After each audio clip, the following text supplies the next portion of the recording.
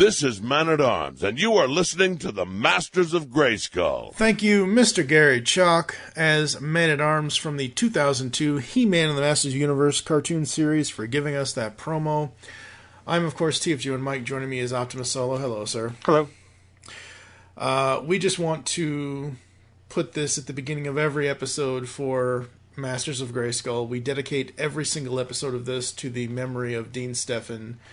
Dean, who was the writer, story editor, all that kind of stuff on the 2002 He-Man series, passed away May 15th of 2018. And not only are we doing this because we're finishing our Powers of Grayskull series podcast, we're also, I feel at this point, doing this in the memory of him, because the stories that he helped create and build for this series, it revitalized the Motu franchise, in my personal opinion. Yeah, absolutely. And it's unfortunate that we didn't have a chance to ever talk to him for the show, but we can at least remember him as we move forward.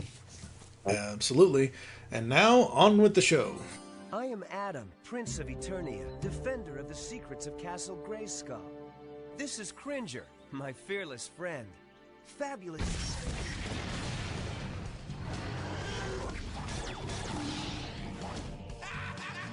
By the power of Grayskull! I have the power!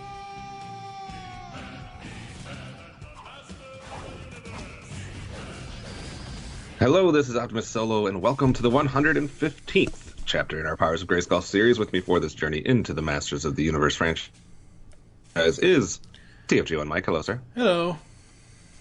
Are you ready for another return trip to Eternia? Of course. Always? At least in this series case. Excellent. Yeah, that's good. In this episode of Masters of Grayskull, we'll be giving you our thoughts on the next three episodes of the series. Episode 22, which is entitled The Island. Episode 23, The Sweet Smell of Victory. No pun intended. And episode 24, Separation. So we hope you're ready, because it's time to go back to Eternia. Oh, there's a pun intended there.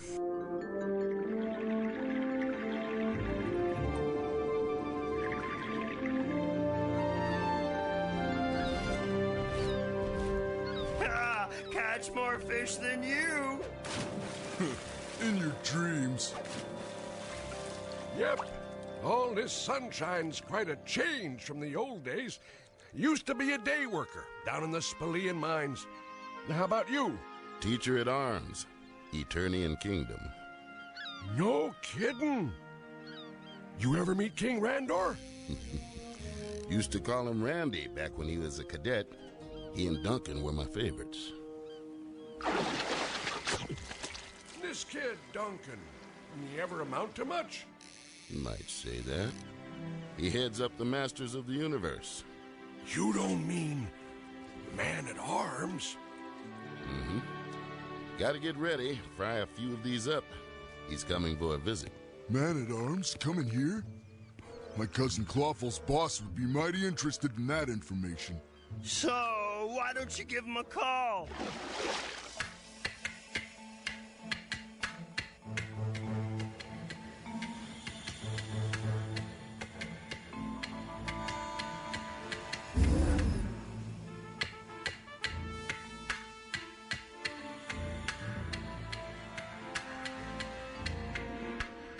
First up today is episode 22, entitled The Island, air date April 5th, 2003, written by Dean Steffen. And on Orcus Island, Decker, the former teacher to Man-at-Arms, is looking forward to a visit from his former pupil. News of the meeting does not go unheard, however, and Decker is captured by the member of Clawful's species. So we have a little backstory episode here with the teacher of Man-at-Arms. What did you think of this one? I like this one. I thought it was interesting.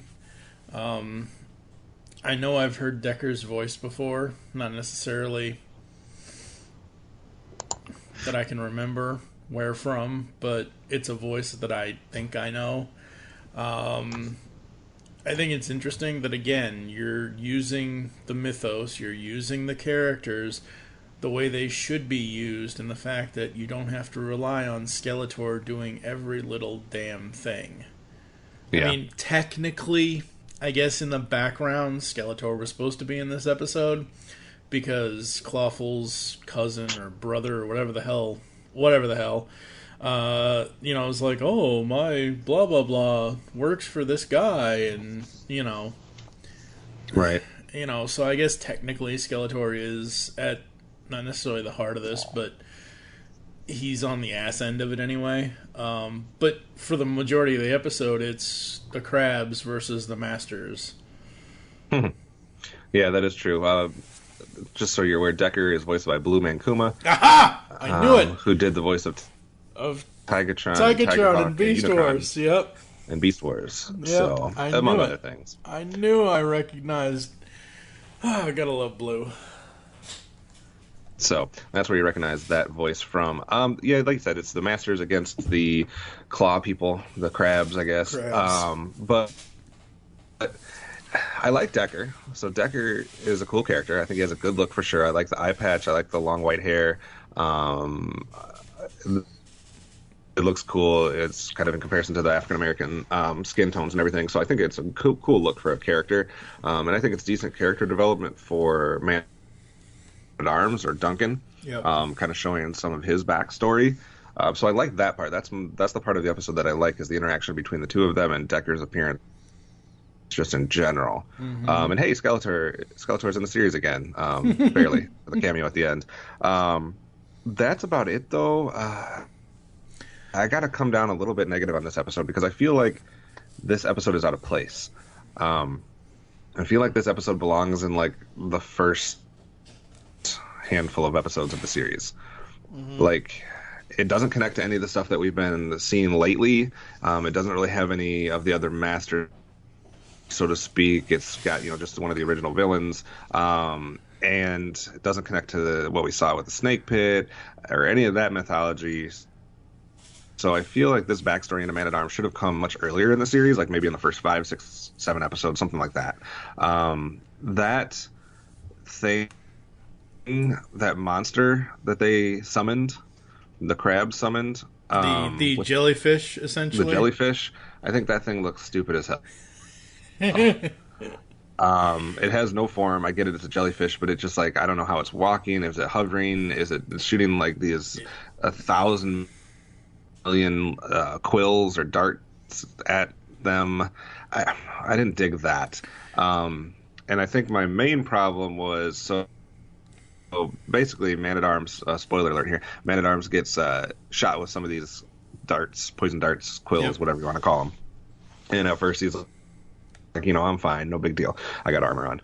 But then it's proven to be that he actually did get hit with at least one of them, pierced his skin, and now he's dying because this stuff's super toxic, etc. And we need an antidote. And I think that's where the episode really lost it for me, because that was way too easy of a resolution. Like, they're like, oh, the antidote is in these pods that are like a bunch of miles away, like way far away in the southern hemisphere or something like that, they say. But they float through. But they float. Yeah. So we'll just go out in the water and we'll find one floating by and we'll grab it and then we'll save him. Like, that didn't work for me at all. Okay, Well, I don't know about you. There are two things in the episodes that we're talking about today that I kind of really dig, because I dig more than these two things, but specific to what you're talking about, because they don't just, have He-Man dig cut around a mountain filled with water and throw it at something. Mm-hmm. Okay? So what you're talking about with him swimming out and whatever, I thought it was a little expositioning kind of thing, because hello, you have to fill the time for the episode, but it also brings back to, like, Duncan's like dying and he's like, oh, the lessons, the poison, and Decker's like, I don't know what he's talking about. Teela's like, oh, I know what he's talking about because I finally listened to my friggin' father. And and obviously He-Man knows, even though technically He-Man shouldn't know. He should, but he shouldn't let anyway, Right. Yada yada yada. I like that he actually went out. Like, he couldn't just like reach across the bar and grab this thing. He couldn't just go 5 miles down the road. He had to go other places. And then later, I don't think it's this episode, I think it's either the next one or the last one, he ends up cutting off part of the mountain with his sword, or part of whatever, and throwing it at one of the villains. I like that he actually cut it and didn't just like try to rip it out of the ground with his bare hands like they would do in 1983. Yeah, I think my problem with this one is, and they do make it seem like it's a little bit harder than, it's not super easy because they do kind of put him out in the middle of nowhere. Yeah. And he's swimming forever, and they fill up a bunch of time with that. But, so, I mean, they made it seem not super simple, but my problem is at the point where they're discovering that there's these pods, or there's this antidote, and we're going to have He-Man save it. We know there's only like 5 minutes left in the episode. And it's just wrapped up way too quickly and neatly for me, so I ended up not liking this episode as much as I thought I might. I don't know, I just think Decker deserved a better episode. I think they could have done something different with him. Instead of having Man-at-Arms, incapacitated for a good portion of the episode, they could have had something where the two of them were doing something together. I don't know, maybe I just don't like the crabs as the villain. Yeah, this episode just didn't, something about it just didn't work for me. Yeah, I've never, even when I watched this, when we did our original watch through 10 years ago or whatever it was, or however long ago it's been, and even before that, when I watched it on TV back when it was airing, I have never liked Clawful, and I have never liked his people. What's his name? Whiplash and the Spallians. They're cool. Whiplash himself and whatever, but the Spallian species, they're fine. They're cool. But the crab people, I'm like, okay, where in the hell is Mr. Krabs and some Krabby Patties? Because I'd rather deal with that than deal with these crab people. Yeah, it also takes away from the fact that we already have Merman, and he's supposed to be kind of the king of the waters and things of that nature. So all these episodes that are involving Clawful and his species could have been Merman episodes, and I think I would have enjoyed that better. Well, yeah. Trivia-wise, Decker was released as an action figure by Mattel as part of their November 2012 Club Eternia subscription at the Matty Collector website, so that is out there and obtainable if you want a figure of Decker. Don't know how much that costs these days, but it's out there. Any Havoc staffs or power swords for you, or any other final thoughts on the episode? Final thoughts. Did you notice the little bit of continuity we did get for Man-at-Arms, Teela, and the Sorceress? Yeah. When he's he when he's on his that deathbed, she has so much to be prepared for. She has so much to do in the future. I thought that was kind of cool. The one thing I really did dig about this episode is the fact that they made Adam work for the transformation. He runs off into the cave. He's being chased by several of these crab people. He goes to pull the sword, and then through the water or through some reflection or what, I believe it's a small puddle or whatever, he sees the reflection of the crab person, and he stops. He doesn't just pull his sword and change. He runs away, and then finally gets a little privacy. I love the fact that Adam is the one that says teenagers. I thought that was hilarious. On a whole, though, this episode, while I do absolutely love it, I do love Decker. Blue Man Kuma is an amazing voice actor. They're all amazing voice actors in this series, except, sadly, for Orko. Sorry, Gabe.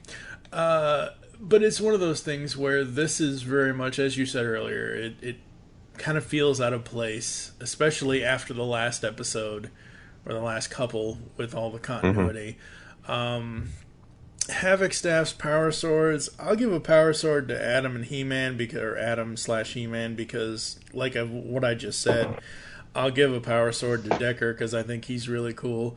Yeah, I want to see them in him and Man-at-Arms in a Indiana Jones and Dr. Jones kind of tied up kind of thing from Last Crusade or something.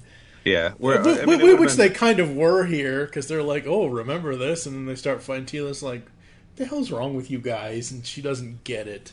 But yeah, I just thought it would have been cool if they would have used it in some way to have Decker reveal something about Man-at-Arms or teach him something about his past or like bring in something to like, I don't know, a little bit more than they did. Yeah. So I still give a power sword to Decker though. Yeah, very cool. I think he's a cool character. Yep. Rating for me. I know I'm going to have to choose, but I'm bordering on a 2.5 or a 3, and I'm just going to say a 3. It's middle ground at best. It's not as bad as like a 2.5 or below, but it's not, I don't know. Yeah, that's kind of, you're borderline between 2.5 and 3. I'm borderline between 2 and 2.5. I just, like I said, it just didn't work for me, so I'm going to land on I put down 2, so I'll stick with that with what's on the paper here. I could see it being a tiny bit better by some people, but something about it just, I don't think I would, if I was like, okay, we're rewatching this for the second time now in our lives, all the way through it, at least, so I probably won't watch it all the way straight through again, but if I was to like pick it up and want to watch an episode, I don't think this would be the one that I would throw in. Yeah. So that's it for this episode. We're going to take a break and come back with episode 23.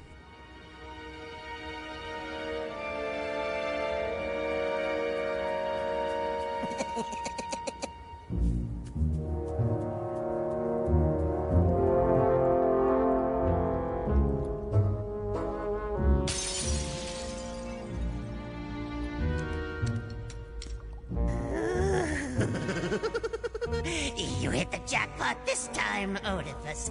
Lotions, potions, lots of good stuff. Easy to carry, easy to sell.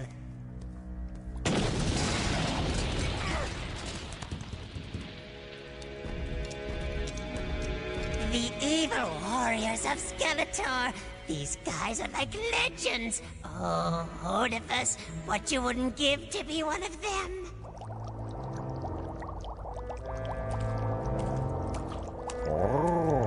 Uncle Squiggly? All right, next up today is episode 23, The Sweet Smell of Victory, or The Sweet Stink of Victory. Air date April 12th, 2003, written by Kevin Campbell.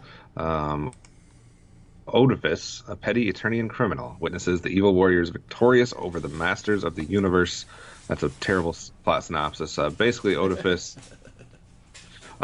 is a petty criminal, and he observes a battle between the evil warriors and the masters of the universe, and decides that he wants to become part of the evil warriors, and he goes to try to basically audition or see what that's all about, and then some crazy hijinks ensue, and he's turned into a new character. What did you think of this origin story for Stinkor? Finally, I know you have this in the trivia, but finally, the toy I had as a kid is actually in a cartoon series. Yeah, voiced by Brian Drummond here. But just to get to that trivia here, this episode marks the first ever animated appearance of the character Stinkor, who was first introduced in the original Masters of the Universe toy line in 1985. So a toy since 1985, not animated until this 2002 series. Also, he was originally meant to be a part of She-Ra, Princess of Power in 1985, the TV series, as a member of the Evil Horde, but he was considered to be too silly of a character. So considering the fact was basically a humanoid skunk character whose only power was that of releasing a horrible stench from his body.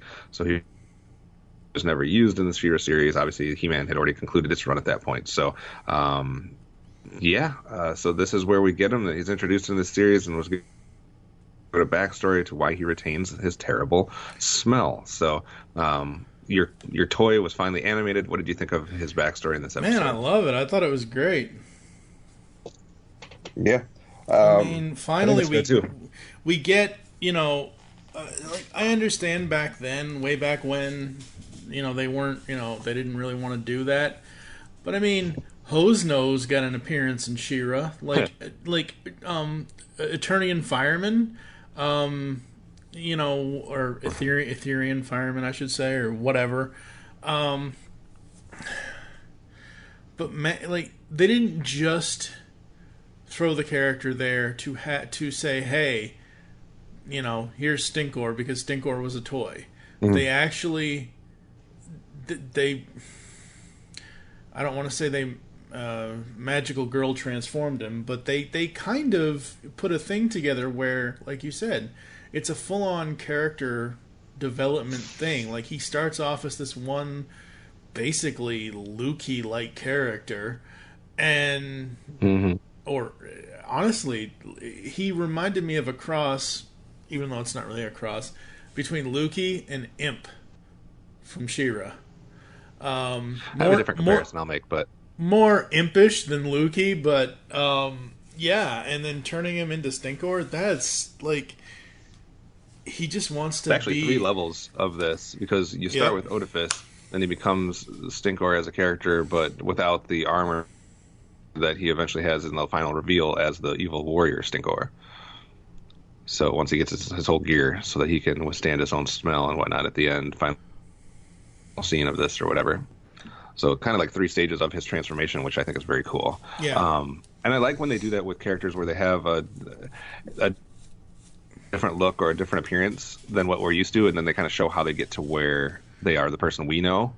I think that's kind of fun. I mean, you're going to have some times where you're introducing a character and they immediately look exactly like we're supposed to see them, you know, like the toy looked or like we envision in our head. But I kind of like occasionally throwing in that curveball where it's like, oh, this isn't this person, and we learn how they become that person or how they get to that final look. Yeah. So I think that's cool. I like the voice work for Otifus by Brian Drummond. I think that's pretty good. Do you know what it reminded me of? What? Otifus to me was like the Gollum of He-Man. Oh. Or the Smeagol. Because he does have that like diminutive size, and he refers to himself in the first person, so he says his own name a bunch, and he's like, oh, Otifus wants to do this or whatever, you know, and it's almost like Precious with Gollum or something like that. So that's who he reminded me of way before. Well, when did Lord of the Rings come out? It probably was coming out around the same time, so it might have been an influence of how he decided to do the voice for this. Yeah, I don't know. 2000s. I mean, that's when Lord of the Rings was being released. So I don't. Oh, I would have to look at the exact dates to see if he could have possibly had that as an influence. But I like the character of Otifus. Did you notice Roboto doing the moonwalking? Yes, I did. I was actually going to mention that, and I'm like, hey, Roboto's doing an 80s move. That's kind of cool. They went out of the way to, like, showcase his moonwalk backwards. They went out of the way to have the camera down there. Right. A couple other things I liked in the episode. Cyclops took a major hit to his forehead where he has his power source or whatever you want to call it. So that was kind of interesting because it almost like damaged him pretty majorly for a second there. And when it was damaged, just like Mechaneck, when Mechanek's neck was damaged, when it was damaged, he realized, oh shit, I better not do this because if I do, I could hurt myself. Right. There's some hilarious quotes in this episode. I don't know if you noticed any of them or not, but there's one from Otifus where he says, I am Otifus, and I have the power of stink. Yeah. That's how he presented himself to Skeletor the first time, and I'm like, that's kind of funny. And then there's another line where Stratos says, he says the word something stinky about the 14-minute mark or so. That was kind of funny the way he did that. I feel like the pacing was really good in this episode. There was very little moments of lulls, dead space, or filler. Like, they packed a lot into this episode. They have the whole Otifus thing going on where he's observing all that type of stuff. Then they have a side story going on with Roboto, where he's kind of trying to deal with his different logic robotic parts, and if he's anytime he doesn't achieve success or doesn't do something right, it weighs more on him than others, I guess, because he's trying to figure out how his programming could allow him to fail or something of that nature. So they have a kind of a side story of that going on. So I thought that was interesting, and I thought it was a good choice to do that, obviously, with Roboto, since he is going to be the one character on the Masters that's not going to be prone to the smells. So it makes sense that he's going to be the master that we kind of focus on, and it was kind of cool seeing him be get kind of an episode where he's going to get some character development as well. What other things did you like? It just everything about it. It was one of these. It was a good comical episode without being too corny or anything like that. There are, like you said, a couple of funny lines, but just again going for the character development versus just, hey, here's Otifus who turns into Stinkhorn, he's the villain of the week, kind of like when they were doing this show, they were not thinking in terms of what 80s and 90s cartoon villain of the week stuff. Well, like, they weren't thinking of what stupid plan can Miles Mayhem come up with this week, kind of thing. As far as Lord of the Rings and its original 3 films, 2001, 2002, and 2003 were so this was in the height of that. Yeah, Fellowship, Two Towers, and Return of the King. So who knows? Maybe you're right. Maybe that did influence Drummond if he saw those films. I just got a lot of that out of the voice experience. Yeah, not once he becomes Stink, or just no, the it's Oedipus just character. Yeah, it's just Oedipus. Other good things, because I have a couple nitpicks. Okay. I like that that even though Roboto has his issues and he has his hang-ups on failing, I like that they highlight that and make him learn from that. Like, he has to go back to what Man-at-Arms said, you don't dwell on your failures. Like, if I dwelled on the fact I do like that it shows his ability to replay things. Exactly, that, and learn things. Like, he's not just a robot to be a robot. He's not just, an Optimus Prime or a Soundwave or whatever. He's there to learn and adapt. The hell was I going to say? So I like that. I don't know. What nitpicks do you have? I'm going to go all Man of Steel on you here. Oh, no. For a second. Or other complaints of, like, Marvel or stuff at times. Oh, boy. Is it just me, or why do the Masters in this episode have no concern over what they destroy or what they demolish, whether it comes to buildings or doors or different things? So first we have in the opening sequence, the evil warriors are fighting the Masters and Oedipus is watching and whatnot, and they're all doing their different things. Well, Roboto does the moonwalk, and then he, like, unleashes, like, 6 different guns and just completely destroys this entire building, causing it to collapse and almost kill everybody. Like, and the problem I have with it is that, yes, they show that he's upset, but he's not upset because he overreacted and went crazy and ruined this whole building and almost hurt everybody. He's upset that he failed as far as the evil warriors getting away. Yeah. Like, specifically says I let them get away. Like, there should have been something about I overdid it, or I didn't realize the bigger picture or something, or I'm sorry I put everybody in harm's way or something like that. Like, he went crazy in that episode, in that sequence. And then later on we have Ram Man trying to come in and warn Adam about something, I think is this character he's warning, and he just breaks down his door. Yeah, he does. Like, he doesn't open it, he doesn't do anything, he just breaks down. Which I get, he's Ram Man, that's his character, but it wasn't like it was saving somebody from a burning building or something like that. Like, there was, he could, I don't know, and it's like, oh, sorry about the door. So apparently the Masters don't give a shit about houses or construction or architecture. So I had a minor problem with that. My bigger problem, though, and why I'm going to knock this episode down just a touch, is so eventually they come up with this plan, and Stinkor is going to go towards the palace, and he's going to be causing a diversion because everyone's going to have to be trying to run from him, etc. And while they're concentrated on Stinkor, Skeletor, and the other evil warriors are flying in, and they're going to take over the palace. All right. Well, we've already seen Stinkor at Snake Mountain with his smell, and immediately he had a mask that he put on. It was the same mask that Triclops was using when he was doing his, experiments and building his inventions and stuff like that. So Stinkor puts that mask on so he can't smell, and then when he's in the main part of Snake Mountain, you see Skeletor and all of the other evil warriors also have similar masks that they put on, so they can talk to Stinkor. So we've already established that he stinks. We've already established that the evil warriors know about him, and we've already established that both Stinkor and the evil warriors are wearing masks to make sure that they're immune to the effects. Okay, fast forward. Stinkor is using his smell to affect all of the royal palace, all the guards, all the masters, etc. So we know that that's the plan. Stink up the place. Why are Skeletor and the evil warriors flying in without their masks on? Yeah, I don't know. Because they fly in on these animals, yep, and they don't have their masks on, so then the smell starts to get to them, and they have to immediately retreat. Like, you already know he stinks. You already know you have masks. I don't understand. So I had a major problem with that. And then there was a flatulent sound at the end of the episode that was not originally planned, according to the trivia. It was a last-minute joke added by one of the editors, and the filmmakers thought it was so hilarious, and it remained in the episode. That was a bad decision. That was stupid. They didn't need Stinkor to fart at the end of the episode.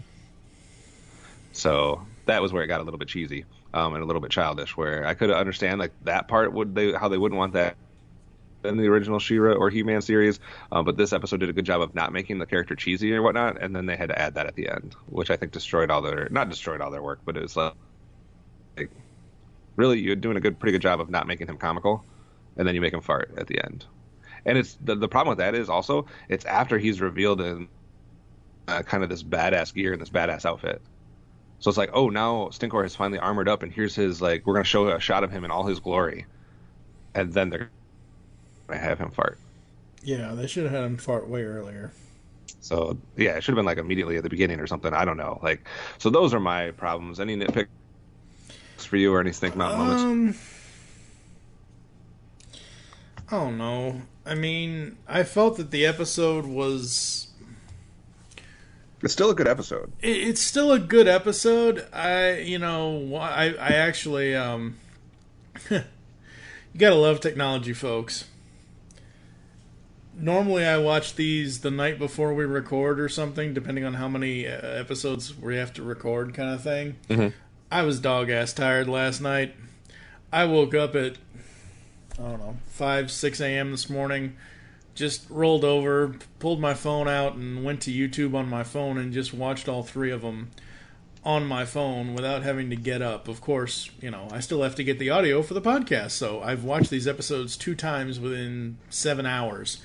And both times I watched this episode, I still didn't feel like... I actually laughed at the fart at the end. Yes, I see where you're coming from, where it shouldn't have been there, because he is now supposedly supposed to be a more serious character. Right. But again, it's a character that evolved from a previously established character within the same episode. Like, take Adam and He-Man, for example. 2 sides of the same character. Or take Batman and Bruce Wayne. Whatever, Superman, Clark Kent, whatever it is. You're still going to have glimpses of which... Like, if Superman's got his cape on and he's not being Clark Kent...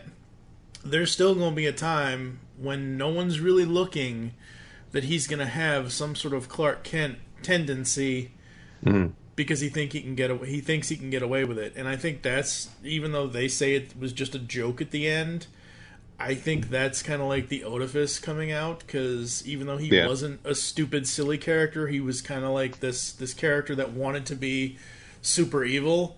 He still had funny moments in the episode. Yeah. Any Havoc Staffs or Power Swords or any other notes in this episode? No, not really. I mean, I'll give a Power Sword to the writers and the staff, because I felt that they did this a hell of a lot more justice than like Kevin Campbell and whoever else worked on it. Mm-hmm. Taking the toy and crafting a whole story, like, that's some good shit right there. So I'll give the writing staff a Power Sword on that. Other than that, go ahead. I have a minor Havoc Staff just to give to Roboto for not being conscious of what he's destroying. Yeah. Like, you're a good guy. You're not supposed to just be wanton shooting everybody and everything. So that was my only award to give out. What about a rating for you? 3.5. I kind of dug it. I gave it a 3.5 too. I think it's a great origin episode for Stinkor. I think they do a pretty good job with it. There's some minor beefs. I don't like the fact that Skeletor and his minions don't have their masks on at the end, and that just causes the resolution to be very quick and unsatisfying. So that's what kind of caused me from not being up in that 4.5 range. So 3.5 for me as well. We're going to take a break, and we're going to see if we are united or separated when we come back with episode 24.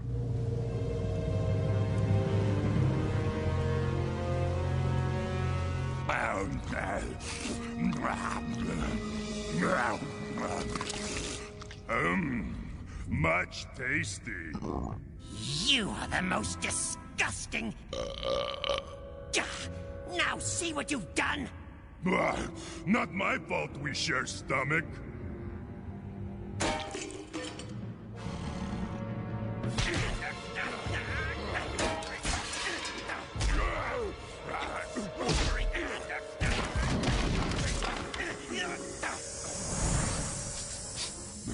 No, look at me. Stinkor wonders why you're always fighting. Aren't you happy to be an evil warrior? You've been inhaling too many of your own fumes, Stinkface. Being attached to this oversized wart is ruining my life. In that case, you should go see Stinkor's old pal Vormus, biggest dealer of spells and potions in the Dark Hemisphere. It was magic that fused us together. Stands to reason that...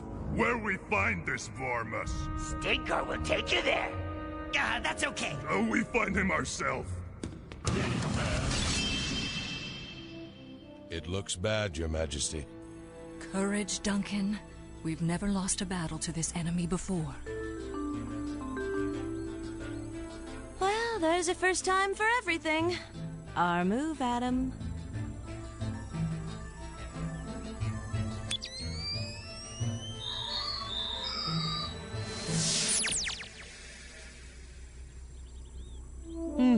It seems our children have finally surpassed us. Oh, it could have gone either way. Got lucky.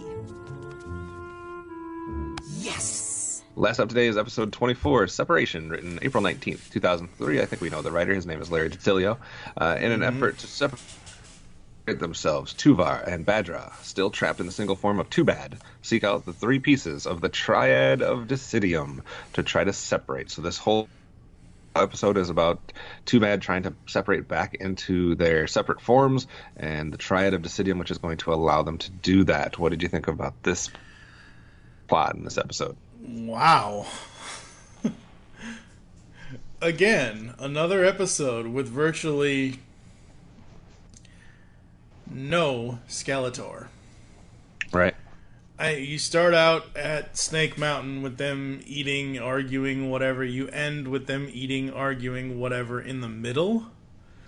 You have the entire Palace of Eternos, or the Eternium Palace, whatever the hell you want to call it, getting ready for the end of the world. Mm-hmm. And nobody in Snake Mountain notices this? Like, seriously? No one notices this at all? I love the obvious history, the obviously backstory for revealing why there is a light in the Dark Hemisphere. I think that is super cool.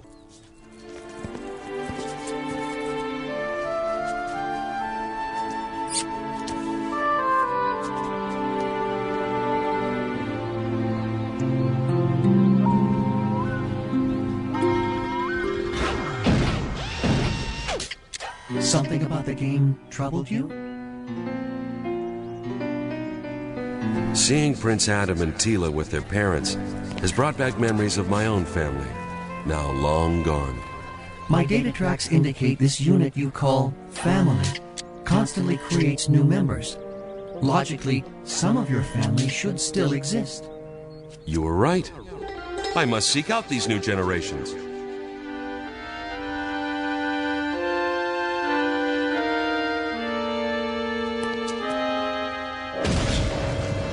Try knocking, Sonny?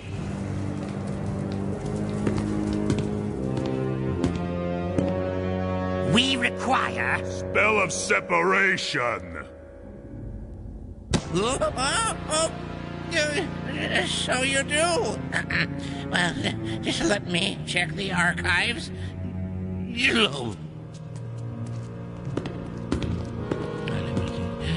Regeneration... Salivation.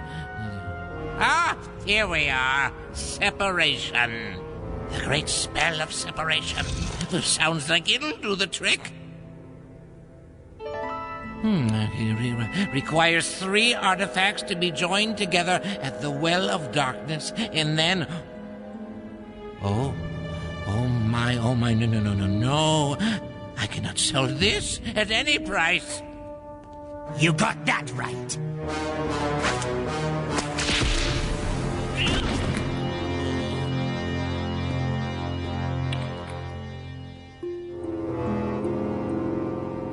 Says here, the first artifact can be found on the ocean floor.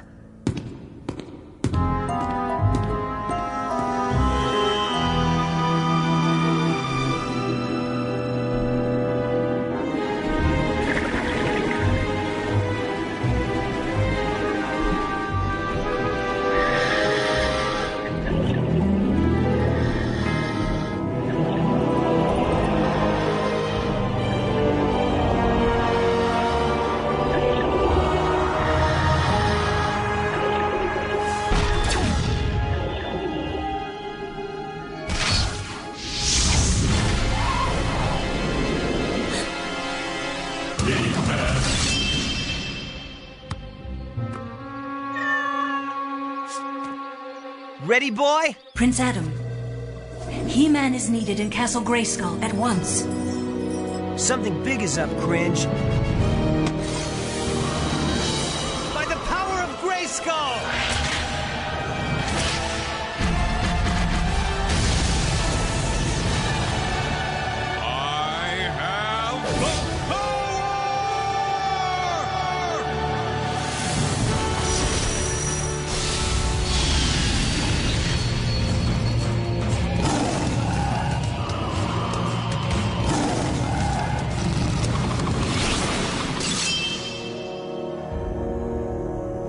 Look upon the triad of Decidium, He-Man. Its tale has not been told for many years. Long ago, the triad was created by evil sorcerers at the command of the Dark Warlord, Hordak. He joined the pieces of the triad together, and the terrible spell of separation was cast. In a matter of minutes, darkness covered half the planet.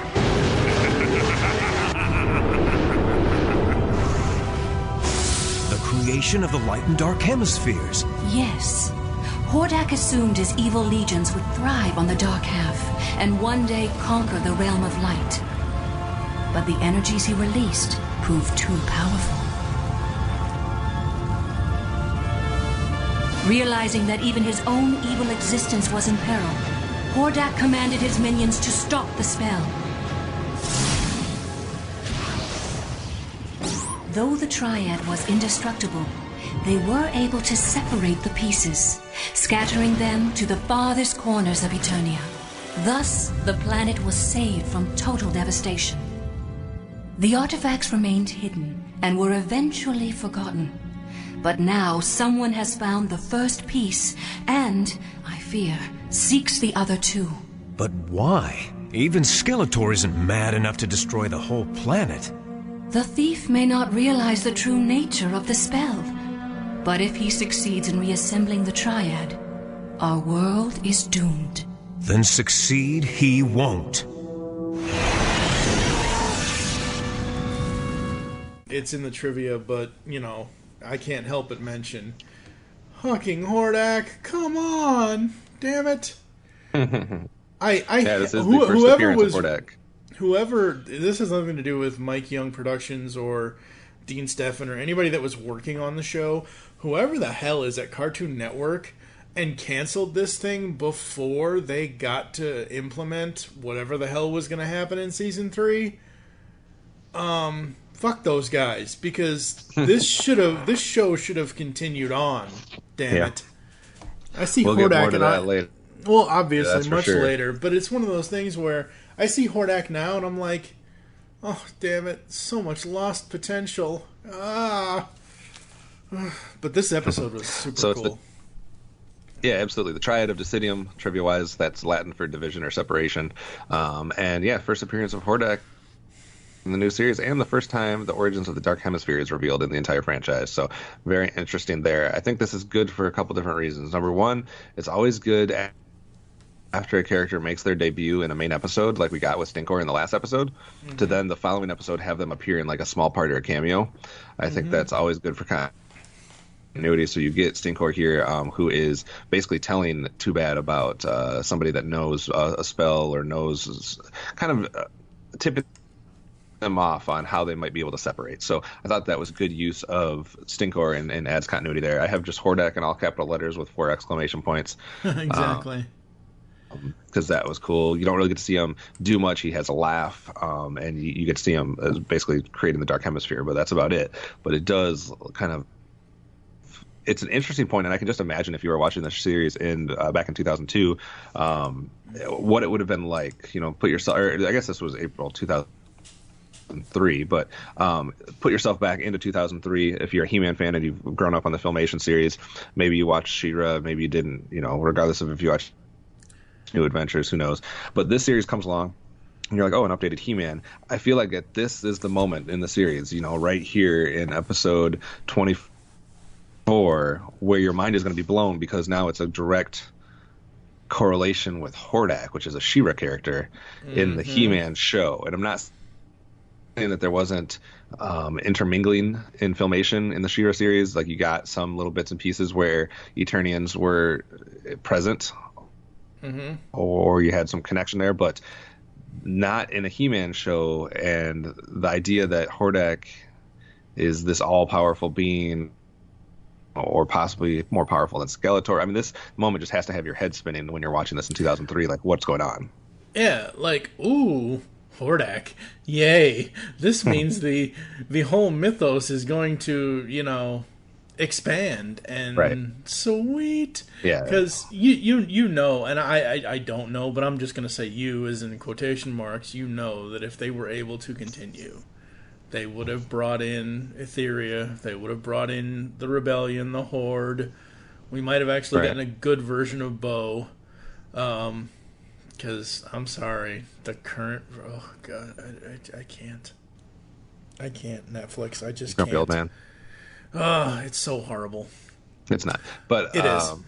I also like that it's kind of wrapped up in this other plot, which is too bad trying to separate. Like, that makes sense for them to have that desire. They want to get away from each other. They used to be separate characters. Now they're conjoined. They don't want to be. So I think that's a completely logical plot to have. So it makes sense. It's not just a villain of the week. It's something that ties into their character. I like that. I like the funny fighting, infighting between them, especially when they're actually punching each other and stuff. Like, that's kind of hilarious. Or when one's eating something and the other one has to burp because of it. So I like all that. And I really didn't have any negatives. I don't think it's the best episode in the series or anything like that. I don't think there's enough to like put this over something like we saw last podcast with like Snake Pit or something like that. I don't think it's on that level, but there's nothing bad about the episode. Yeah, it's getting there. It's getting to the point where we not necessarily saying that we're like you most definitely won't, but I might. It's not getting to the point where we would give out consistent 5s, but it's almost there. Like, Snake Pit for me easily was a 5 last week. Right. This is more in the lines of, I'd say a 3.5, maybe 4. I'll go 3.5 just to be on the safe side. But it's one of those things where we're starting to see the seeds of the future. Right. I'm lockstep with you again. I'm 3.5. That's what I had written down for the Hordak appearance and for a decently plotted episode that kind of, they didn't need some extra monster or some extra whatever. They're explaining the Dark Hemisphere and how that works. They're trying to save the world, so to speak. So I don't know. I thought there was enough in this where 3.5 is where I landed. Not quite good enough to be in that 4 range, but just on the precipice. Yep. All right. Absolutely. We're going to take a quick break. When we come back, we're going to let you know what's coming up next podcast. All right, that's it. New driver. Agreed. I'm Thomas DJ, top professional. I'm Scott McGregor, talented amateur. And we'd like to invite you to join us for our journey through every adventure of the Avengers. No, not that Avengers. You won't find any tights, magic hammers, or fancy shields here. But you will find some supervillains and some hot women in tight leather, so there is that. And champagne. Oh, yeah, lots of champagne. With Umbrella, Charm, and Bowler, that other Avengers podcast, covering the seminal spy series that lasted from 1961 to 1969 on an episode-by-episode basis. Join us as we explore the television series that helps shape pop culture. I made an icon out of Diana Rigg, Honor Blackman, and Patrick Dean. With Umbrella, Charm, and Bowler. That other Avengers podcast, coming straight towards you every month. Only on the Two True Freaks Podcast Network. Do you like retro cartoons? Then Saturday Morning Rewind is the podcast for you. Join them each month as they talk about classic cartoons and interview legendary voice actors like Jim Cummings. I am the terror that flaps in the night. Corey Burton. Sometimes toys can be so flighty. Rob Paulson. Sure, Brain, but how are we going to find chaps our size? Nancy Cartwright and many more. Eat my shorts. So grab a bowl of Lucky Charms. They're magically delicious. Put on your hammer pants. Go to SaturdayMorningRewind.com. And be prepared to feel like a kid again. Once again, that's SaturdayMorningRewind.com. Saturday Morning Rewind was voted Best Podcast Ever by its host, Tim Nidell. So it's gotta be good. DeCian, the superhero webcomic. DeCian's got superhero antics and sexy girls. For action, drama, mayhem, and more, read it now at DeCian.com. DASIEN.com. And for the new DeCian podcast, go to patreon.com/DeCian. On the Simplistic Reviews podcast, we talk movies. We talk TV. We talk. Hello, Julie, what the heck are you doing? Trying to make our spots sound more exciting by adding explosions. Yeah, I'm pretty sure you could have got the point across with sound effects, not the real thing. Car. Download the show on iTunes or at simplisticreviews.blogspot.com. I'm sure your insurance company will cover that. No, they won't. No, they probably won't. How come the stinky guy isn't being punished too? Because, unlike the rest of you, Oedipus has proved himself useful. Oedipus? Who's Oedipus? Call me Stinkor!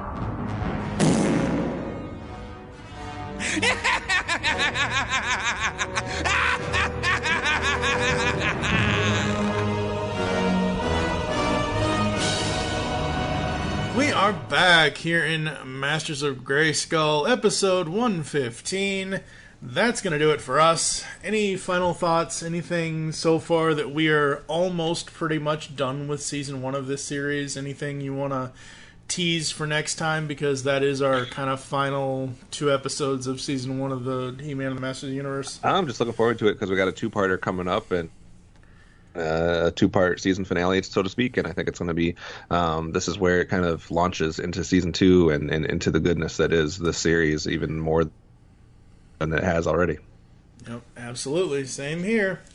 Thank you for listening, as we are the Masters of Grayskull. If you'd like to get in contact with us or leave feedback for the show, there are several ways to do so. Visit the website, geekcastradio.com, where you can comment on this and all of our other episode posts, written stuff, all that other good stuff. We don't have a lot of content going on right now because we all have lives that we are leading, and most of us have been doing this for 10 or 11 years, and some of us, me, are kind of getting burnt out a little bit. Not much, but we're still going strong. Go on and check out all of our other content that we got over there. Leave the show's feedback in iTunes. iTunes has made some changes lately, supposedly on Mac devices and whatever. They're splitting up all the stores. I think on Windows it should be fine, but I'll have to check and see if we have any new feedback for next time. Follow us on Twitter, at GeekCastRadio is the show Twitter. You can also follow at Powers of Grayskull for our show. I am at TFG1Mike. What is your Twitter? At OptimusSolo. Become a fan on Facebook. Go to facebook.com/Geekcast or Radio Network. We hope you enjoyed the Grayskull goodness today, and don't forget to join us in our next adventure when we will take a look at the next 2 episodes of He-Man and the Masters of the Universe, which are The Council of Evil, Part 1 and 2. For now, I am TFG1Mike with the great OptimusSolo. Bullshit! By the power and for the honor of Grayskull, we have the power. That was the stinky TFG1Mike. You do realize I am the one that edits this shit, right? I can just edit that out. Nah. You know I will. I just cut it off. I circumcise you. That's gross.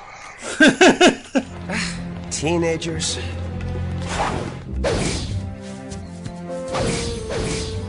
What you doing, He-Man? Practicing. Why? You're He-Man. You're the best. And practice helps me stay that way, Orko. You learn your lessons, and you put them into action. That's the key to success. Gotta go. Where to? Gotta practice my magic. Until next time.